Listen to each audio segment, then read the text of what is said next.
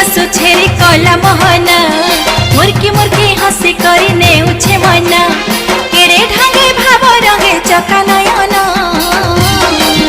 रथे बसी छे